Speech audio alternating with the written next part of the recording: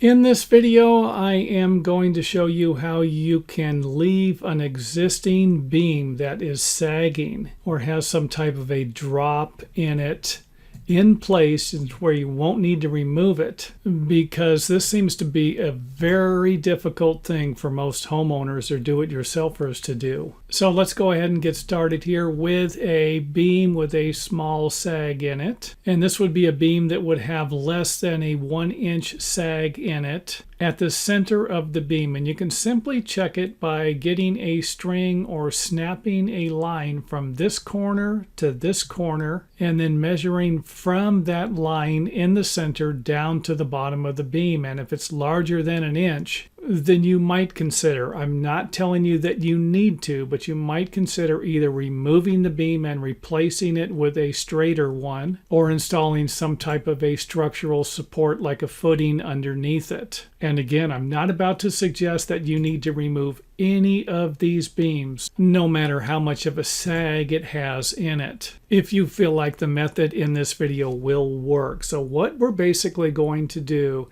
is raise the joist up and support them with blocks so that we can straighten out the floor joist. So not too difficult, and definitely a easier method for most of you to handle. And of course you might need to use shaped blocks, so they might be larger at one end and smaller at the other end to match the sag at the bottom. So you're going to have a straight line basically at the top, but you're going to need something that will work with the sagging beam. So hopefully that makes sense. And these blocks can be longer or smaller depending upon how you're going to finish everything, and I'll provide you with a little more information about that further on in the video. And if it's too difficult for you to shape the blocks, you will also be able to use wedges along with other pieces of wood that will vary in thickness. And here's a good example of the structural support I was referring to. That would be another concrete footing. And most of the concrete footings are going to be 12 inches wide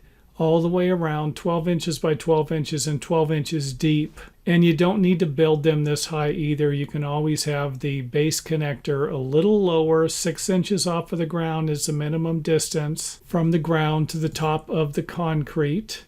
And then you could always install a post, or you could match whatever you have on your existing property. Next up, let's go ahead and take a look at what the joist would look like if they were sitting on top of a sagging beam. And you can see here where the floor would definitely have a dip in it. Now that we have a pretty good idea what everything looks like, let's go ahead and take a look at some of the stuff we're going to be using. And that will be some wedges. You can cut these yourself out of scrap pieces of lumber, along with a variety of different boards that can range from 1/8 of an inch to 3/4 of an inch or 1 inch, along with some blocks we're going to use to support our jack. And you are going to need a straight line. Whether or not that line will be level will be up to you, because sometimes all you're going to want to do is take the sag out of the floor. However, if you don't, then you're going to need to grab a level and create a level line. And this level line is what we're going to use to measure the bottom of the joist to. For example, if we have 2 inches from the bottom of the joist here to the top of our line and 2 inches over here, then we're going to want to have these all the same, 2 inches from the line to the bottom of the joist. And if you have another method, feel free to use it,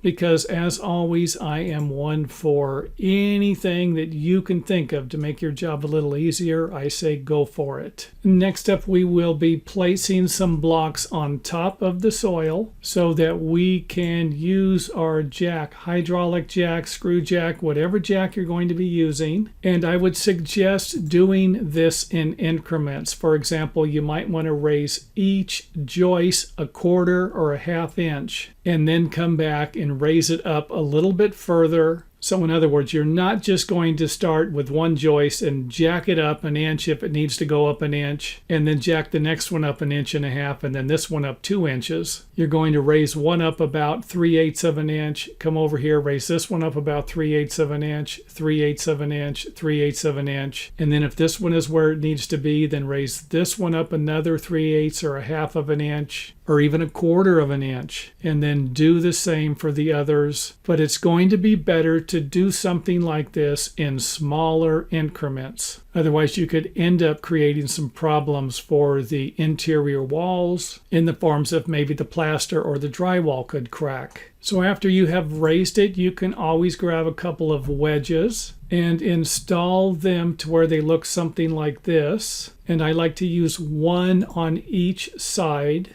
However, you don't need to use these. If you're going to raise it 3/8 of an inch and you have a board that's 3/8 of an inch, slide the board underneath it. And if you're working with 2 jacks, then you can always do 2 at the same time. If not, then simply do 1 and then move to the next one and then proceed to the next ones until you have reached the end of the line. And as you can see here, all of the joists do not line up yet. That's because we have not fine-tuned everything. For example, this joist over here might need to go up 1/4 of an inch. This one here might need to go up 1/8 of an inch or come down 1/8 of an inch. And this is where the wedges really help, because you can always back the wedges off and lower everything to where it needs to be and everything lines up. Of course, you're not going to be able to see this right here. And this is actually what it could look like when you have leveled everything off. And of course, this could depend upon a variety of different things. The width of the joist, they might have shrank, or whether or not they are warped, twisted, or deformed. So for example, if I start with a joist here that's 5.5 inches and this joist is 5.25 inches, then I might need to raise it a little higher, and measuring from the bottom of the joist might not be my best bet. I might want to measure from the top of the joist